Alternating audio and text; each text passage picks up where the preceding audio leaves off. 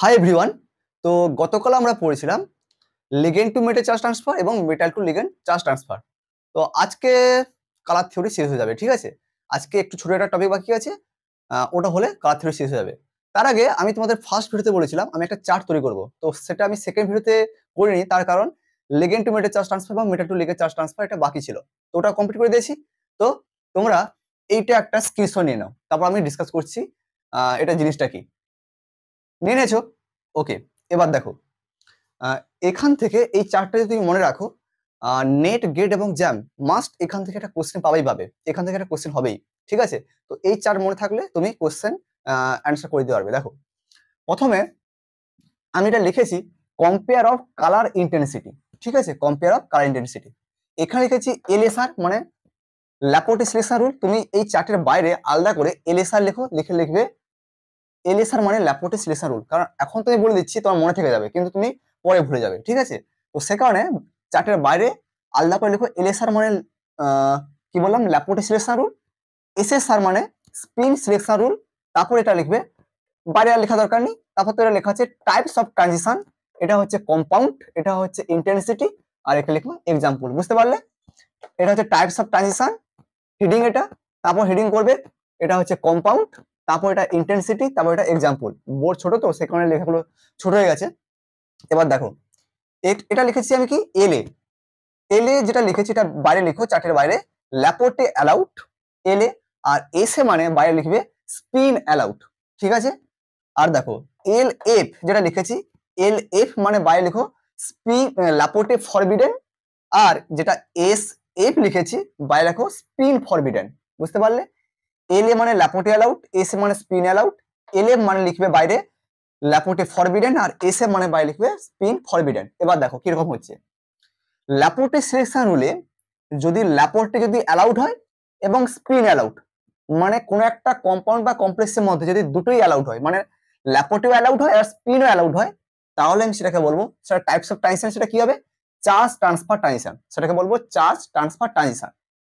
আচ্ছা, এবার কম্পাউন্ডে কি বলবো? না, কম্পাউন্ডকে বলবো চার্জ ট্রান্সফার স্পেকট্রা কম্পাউন্ড। এটা কি লিখেছি? Charge transfer spectra compound. আর এটা লিখেছি চার্জ ট্রান্সফার ট্রানজিশন। বুঝতে পারলে? এবার দেখো ইন্টেন্সিটি ঘরে কি লিখবে? তাহলে যেহেতু এটা চার্জ ট্রান্সফার ট্রানজিশন হচ্ছে, তার মানে মোস্ট ইন্টেন্স। আমি আগে বলেছি যেখানে চার্জ ট্রান্সফার ট্রানজিশন হবে সেটা মোস্ট ইন্টেন্স কালার শো করবে, তাহলে এটা লিখবে ইন্টেন্সিটি ঘরে মোস্ট ইন্টেন্স লিখলে। ওকে। এবার দেখো এক্সাম্পল, আমি অনেকগুলো এক্সাম্পল আগের দিন লিখেছি, তার মধ্যে যে কোনো দুটো লিখে নাও। কেমিনোফোর কমা দিয়ে লিখবে সিডিএস, ঠিক আছে। ওকে। এবার নেক্সট আসছি, যদি 2 নম্বরে লিখলাম এটা কি ল্যাপোর্টে ফরবিডেন, আর এটা লিখেছি স্পিন অ্যালাউড, মানে একটা ফরবিডেন আর একটা যদি অ্যালাউড হয় তাকে বলবো ডি ট্রানজিশন। কি বলবো? D transition. এটা টেট্রাহেড্রাল কমপ্লেক্সের সাথে নিয়েছি, টেট্রাহেড্রাল, ঠিক আছে। সেখানে কি হবে? টেট্রাহেড্রাল যদি কম্পাউন্ড নিই বা কমপ্লেক্স যদি নিই, সেখানে এটা গুড ইন্টেন্স হবে, ইন্টেন্সিটি মোটামুটি ভালো হবে, ঠিক আছে, গুড ইন্টেন্স হবে। আর এক্সাম্পল কিনেছি সিও সিএল ফোর 2 এটা সিও সিএল ফোর, ঠিক আছে, সিও সিএল ফোর 2, ঠিক আছে। আগে দিয়ে এক্সাম্পলটা আমি দিয়েছিলাম। ওকে। এবার এখানেও ল্যাপোর্টে ফরবিডেন, এখানেও স্পিন আউট, পুরো 2 নম্বরের মতো। শুধু দেখো এখানেও ডিডি ট্রানজিশন হবে, সেম জিনিস হবে, যেহেতু এটাও ল্যাপোর্টে ফরবিডেন স্পিন আউট, এটাও ল্যাপোর্টে ফরবিডেন ছিল, স্পিন আউট ছিল, ডিডি ট্রানজিশন হয়েছিল, তাই এটাও ডিডি ট্রানজিশন হবে। কিন্তু এইবার আমি টেট্রাহেড্রালের বদলে আমি অক্টাহেড্রাল কমপ্লেক্স নিয়েছি, অক্টাহেড্রাল। যদি অক্টাহেড্রাল কমপ্লেক্স নিই তাহলে কি হবে? তার কালার ইন্টেন্সিটি কি হবে? লেস হবে। সে কারণে লিখেছি লেস ইন্টেন্স। কি লিখেছি? Less intense. ইন্টেন্স মানে কি? তার লো হচ্ছে, তার ইন্টেন্সিটি কমে যাবে সেটা, ঠিক আছে, কালারের যে ইন্টেন্সিটি সেটা কমে যাবে। এক্সাম্পল কি লিখবে? সিও H2 2+, ঠিক আছে। থার্ড ব্র্যাকেটের মধ্যে কি লিখবে? সিও, আমার ফার্স্ট ব্র্যাকেট দিবে H2 ফার্স্ট ব্র্যাকেট শেষ করবে, দিয়ে লিখবে বাইরে 2+, ঠিক আছে। এরপর দেখো, এরপর যদি দুটাই যদি ফরবিডেন হয়, মানে ল্যাপোর্টেও ফরবিডেন আর স্পিনও ফরবিডেন, ঠিক আছে, তখন কি হবে? তখন বলবো ডিডি ট্রানজিশন, ঠিক আছে, তখন বলবো ডিডি ট্রানজিশন। সেখানে কম্পাউন্ড কি হবে? যেগুলো D5 শো করে, মানে ম্যাঙ্গানিজে যদি কোনো ম্যাঙ্গানিজ যদি 2+ থাকে, ঠিক আছে, ম্যাঙ্গানিজ যদি কম্পাউন্ড থাকে D+, সেটা বলো ম্যাঙ্গানিজ 2+ কত? D5 সিস্টেম হয়। মানে ধরো ম্যাঙ্গানিজ যদি কোনো কম্পাউন্ড থাকে, সবাই বললাম MnH2 2+, ঠিক আছে, তো সেখানে Mn2+ হচ্ছে, তো Mn2+ হওয়ার জন্য সেটা কি হচ্ছে? D5, কারণ ম্যাঙ্গানিজ কত? 27, 2+ মানে 3d²4s2, তাই না? তো এটাকে বলছে d5 হাই স্পিন কিন্তু, ঠিক আছে, হাই স্পিন। তো হাই স্পিন হলে স্পিন ফরবিডেন হয়ে যায়, স্পিন আর জিরো থাকে না, তাই না? দেখেছিলাম আগে আগে দিন আমি করেছিলাম এটা। তো এটাকে বলছি এটা কি হবে তাহলে লেস ইন্টেন্স, যখন দুটোই ফরবিডেন হচ্ছে এটাও কি হবে লেস ইন্টেন্স। এই দেখো এক্সাম্পলে লিখেছি Mn(H2)6 2+, বুঝতে পারলে? ওকে, এটা বুঝে গেছো? তো এটা শেষ হয়ে গেল। এবার যেটা আসবো, আগের দিন LMCT আর MLCT করেছিলাম, আর দুটো বাকি ছিল। একটা ছিল MMCT মানে metal to metal charge transfer, আর একটা ছিল ইন্ট্রালিগেন্ড চার্জ ট্রান্সফার। ওই দুটো এবার আজকে করাবো, ঠিক আছে? তো ওই দুটো করে আজকে কালার মানে কালারটা শেষ হয়ে যাবে, ঠিক আছে? কালার থিওরি এই দুটো করলে আপাতত কালার থিওরি শেষ হয়ে যাবে। দেখো প্রথমে আসি MMCT, হেডিং করো MMCT, আজকের টপিক MMCT, ব্র্যাকেটে লিখো metal to metal charge transfer. দেখো আমি কি বলছি, মেটাল টু মেটাল মানে একটা মেটাল থেকে আরেকটা মেটালে কি হবে, চার্জ ট্রান্সফার হবে। তার মানে এখানে কি জিনিসটা ঘটছে, এক নম্বর যেটা লিখবো, তার মানে একটা মেটাল থেকে আরেকটা মেটালে চার্জ ট্রান্সফার হচ্ছে মানে অবশ্যই সেম অক্সিজেন স্টেট থাকে, কিন্তু তার মানে হওয়া সম্ভব নয়। সাপোজই বললাম এটাও D5 এটাও D5, ঠিক আছে বললাম। ধরো এটা বললাম Mn2 আর এটাও Mn2, ঠিক আছে? তার মানে এও D5 এও D5। দেখো এখানে কি ইলেকট্রনের ট্রান্সফার করা সম্ভব? কারণ এ তো D5 এও D5, কে কাকে ইলেকট্রন ট্রান্সফার করবে? কোনো সম্ভবই না, তাই না? দুটোই যখন সমান, সে কারণে আমি যদি বলি Mn3, এটা Mn3 আর এটাও কি বলছি আমি Mn2। দেখো এটা যখন 3 হচ্ছে তখন এটা হচ্ছে কত, D5, D5 নয়, Mn3 মানে কত হবে, D4 হবে, তাই না? কারণ Mn এ কত হয়, Mn25, তাই না? 3d5 4s2, 3d5 3d5 3d5 4s2, আমি কি বললাম Mn3, 3 মানে D4, D4 হবে, ঠিক আছে? আর যখন Mn2 বলছি তাহলে কি হচ্ছে D5, D5। দেখো এটা D5 সিস্টেম, এটা D4 সিস্টেম। এবার কিন্তু ইলেকট্রন ট্রান্সফার করা সম্ভব। কেন? এটাতে 5টা ইলেকট্রন, এটাতে 4টা, যেহেতু 5টা ইলেকট্রন এখানে ইলেকট্রন বেশি আছে, তাই না? তো যেহেতু ইলেকট্রন বেশি আছে ও ইজিলি ইলেকট্রন ডোনেট করতে পারবে, অর্থাৎ ডিফারেন্ট অক্সিজেন স্টেট হতে হবে। আমার কথা বলার উদ্দেশ্য হচ্ছে যে মেটাল টু মেটাল চার্জ ট্রান্সফারের ক্ষেত্রে মূল ক্রাইটেরিয়া এটা যে ইলেকট্রনের যে ট্রান্সফার হবে কোথা থেকে। দেখো আমি কি বললাম, Mn2 থেকে Mn3, তার মানে Mn2 কি, তার মানে লো অক্সিজেন স্টেট, আর Mn3 মানে কি, হাই অক্সিজেন স্টেট, তাই না? তাহলে দেখো Mn3 আর Mn2, তাহলে Mn2 হচ্ছে লো অক্সিজেন স্টেট, লো অক্সিজেন স্টেট থেকে হাই অক্সিজেন স্টেটে তার মানে ইলেকট্রন ট্রান্সফার হচ্ছে। তাহলে 1 নম্বর পয়েন্টে লিখবে যে electron transfer from low oxidation state to high oxidation state, ঠিক আছে? Electron transfer from low oxygen state to high oxygen state. Okay, আচ্ছা একটা এক্সাম্পল নেই। ধরো আমি বলছি Fe4 Cn এর হোল 6, এখানে 3 দাও, ঠিক আছে? Fe4 Cn এর হোল 6 হোল 3, ঠিক আছে? দেখো এটাকে যদি আমি আয়নে ব্রেক করি কি হবে, দেখো Fe4 আছে তাই না? তার মানে এই 4টা এখানে যাবে যখন আমি আয়নে ব্রেক করবো, তাহলে কি হবে 4 Fe, আর এই যে 3টা এটা মাথায় যাবে মানে 3 প্লাস কি হবে,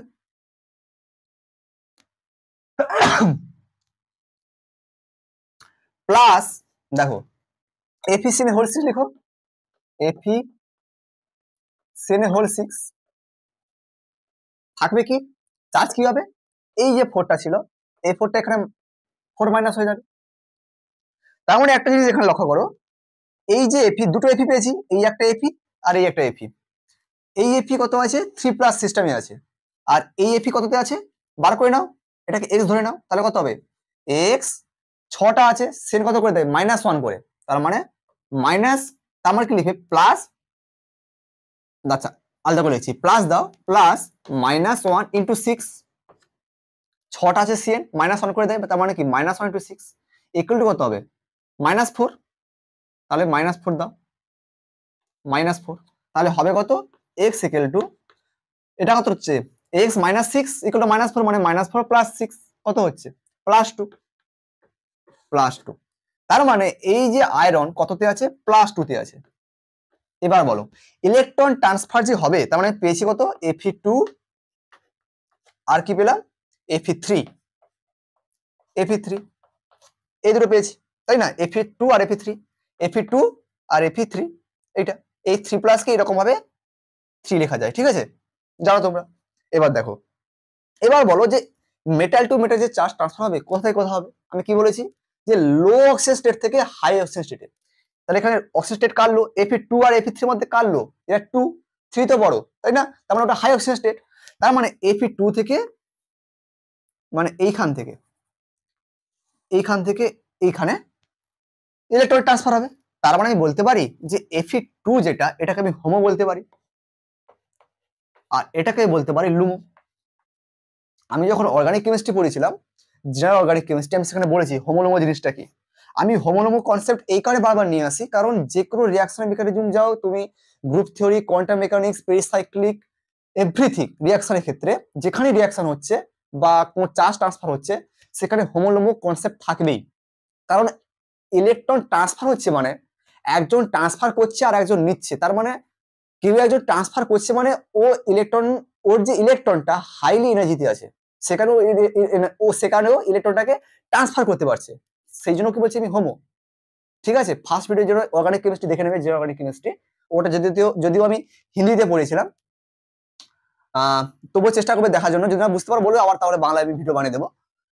তো হোমোলোমো কনসেপ্ট এই জন্য বারবার নিয়ে আসে, খুবই ইম্পর্টেন্ট। ঠিক আছে, তো Fe2 কে এখানে আপাতত হোমোলোমো কনসেপ্ট মাথা থেকে মানে বার করার দরকার নেই, জাস্ট শুনে রাখো। কিন্তু মেন যেটা মনে রাখবে যে লো অক্সিজেন স্টেট থেকে হাই অক্সিজেন স্টেটে ইলেকট্রনের ট্রান্সফার হবে। ঠিক আছে, কার ক্ষেত্রে, metal to metal charge transfer. ঠিক আছে, ওকে, আরেকটা এক্সাম্পল নিই। ওকে, এটা কার নিয়েছি, এই কমপ্লেক্সটা, এই কমপ্লেক্সটাতে নিয়েছি। আরেকটা আমি সাপোর্ট নিচ্ছি, আমি এটা মুছে দিই, আরেকটা আমি সাপোর্ট নিচ্ছি Pb3O4। ঠিক আছে, এর দুটো হয়, একটা হচ্ছে Pb2 আর একটা হয় Pb4, Pb2 আর একটা হয় Pb4 এটার ক্ষেত্রে। ঠিক আছে, এখানে কোথায় হবে, সেম ভাবে একই হবে, Pb2 থেকে Pb4 এ ইলেকট্রনের ট্রান্সফার হবে লো অক্সিজেন স্টেট থেকে হাই অক্সিজেন স্টেটে। ঠিক আছে, তো এই কারণে এই চার্জ ট্রান্সফার হওয়ার কারণে, ঠিক আছে, মেটাল টু মেটাল এর কালার কি হয় জানো, রেড কালার হয়, intense red colour, Pb3O4 metal to metal charge transfer কারণে। বুঝতে পারলে? ওকে, এইবার আর একটা লাস্ট আজকে পড়াবো, করে আজকে শেষ করবো, সেটা হচ্ছে ইন্টারলিগ্যান্ট চার্জ ট্রান্সফার। এটা শান্ত কেউ পড়ায়ও না, কারণ এটা এতটা ইম্পর্টেন্ট নয়। ঠিক আছে, সাধারণত আমরা LMCT, MLCT আর MMCT এই তিনটেই পড়ি, কোনো বইতে ওরা দেওয়াই নেই। ঠিক আছে, তবু আমি বলছি ইন্টারলিগ্যান্ট চার্জ ট্রান্সফার শুনে রাখো, যদি এক্সামে কোশ্চেন আসে করে দেবে। ঠিক আছে, ওকে, এবার দেখো যেটা করবো ইন্ট্রালিগ্যান্ট চার্জ ট্রান্সফার, INTRA। ঠিক আছে, INTRA, ইন্ট্রালিগ্যান্ট চার্জ ট্রান্সফার,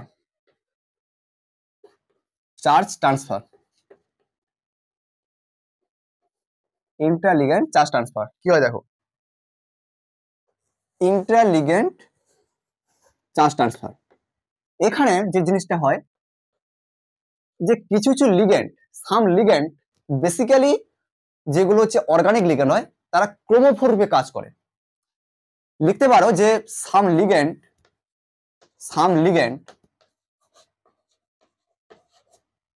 ব্যাকেটে লিখবে অর্গানিক। ঠিক আছে, মানে organic ligand, some ligand behaves as a chromophore, chromophore that is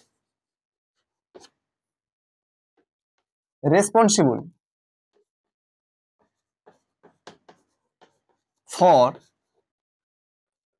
colour.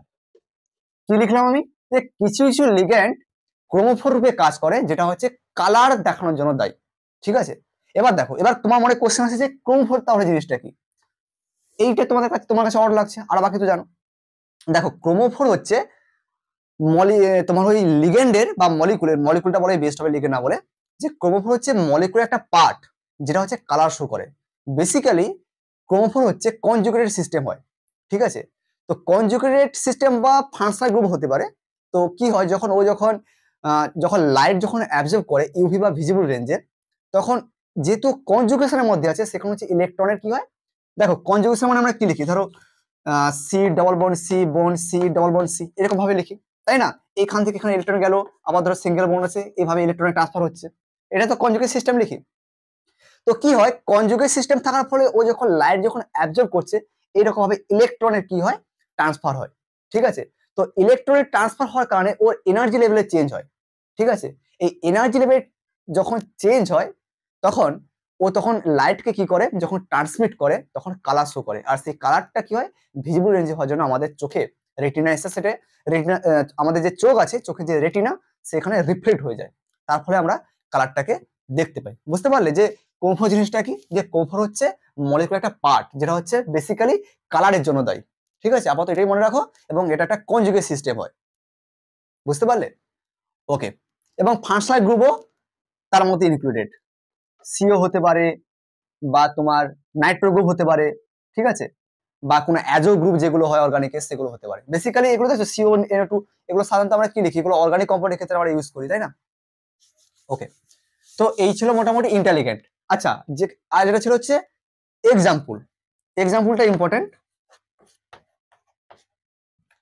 Example দেখো সাধারণত, আচ্ছা এক্সাম্পলে যাওয়ার আগে আরেকটা পয়েন্ট লিখো যেটা খুবই ইম্পর্টেন্ট। সেটা হচ্ছে এই যে ক্রোমোফোরের মধ্যে কোন কোন ট্রানজিশন দেখা যায়। এখানে 4 টাইপস ট্রানজিশন দেখা যায়। 4 টাইপস ট্রানজিশন 4 টাইপস ট্রানজিশনস আর অবজার্ভড। 4 ধরনের ট্রানজিশন এখানে দেখা যায়। কি কি দেখো, একটা হচ্ছে সিগমা টু সিগমা স্টার। ওকে, একটা হচ্ছে সিগমা টু, আর একটা হচ্ছে পাই টু পাই স্টার। লিখো পাই টু পাই স্টার। ঠিক আছে, সিগমা টু সিগমা স্টার, এবং এটা মানে কি অবলিক নয় অ্যাকচুয়ালি, এবং এন্ড। ঠিক আছে, সিগমা টু সিগমা স্টার দেখা যায় এবং পাই টু পাই স্টার দেখা যায়। আর কি দেখা যায়, আরো দুটো দেখা যায়, সেটা হচ্ছে নন বন্ডিং। এনবি মানে কি নন বন্ডিং। ঠিক আছে, নন বন্ডিং এভাবে আমরা লিখি, যখন আমরা এমওটি করেছি আমরা দেখেছি অক্টাহেড্রাল বা টেট্রাহেড্রালের ক্ষেত্রে এরকম ভাবে এনবি আমরা লিখি, নন বন্ডিং কে। নন বন্ডিং টু সিগমা স্টার। আর কি দেখা যায়, নন বন্ডিং টু পাই স্টার। ঠিক আছে, এটা দেখা যায়। আচ্ছা, এটা আগে লিখে নাও, তারপর আমি এক্সাম্পল দেখাচ্ছি। দেখো, এটা আগে লিখো। দেখো, এক্সাম্পল তাহলে কি দেবো, এক্সাম্পল যেসব মেটালোপ্রোটিন হয়, মেটালোপ্রোটিন। মেটালোপ্রোটিন মানে কাকে বলছি আমরা, মেটালোপ্রোটিনের ক্ষেত্রে পাই টু পাই স্টার, পাই টু পাই স্টার ইলেকট্রনের ট্রানজিশন ঘটে। এটা মনে রাখবে, পাই টু পাই স্টার ইলেকট্রনের ট্রানজিশন ঘটে মেটালোপ্রোটিনের ক্ষেত্রে, যার ফলে কালার শো করে। এবার মেটালোপ্রোটিন কোনগুলো, সেগুলো হচ্ছে, লিখো হিমোগ্লোবিন। আচ্ছা আমি লিখে দিই, হিমোগ্লোবিন। তারপর লিখবে অক্সি হিমোগ্লোবিন, অক্সি হিমোগ্লোবিন। তারপর লিখবে মায়োগ্লোবিন,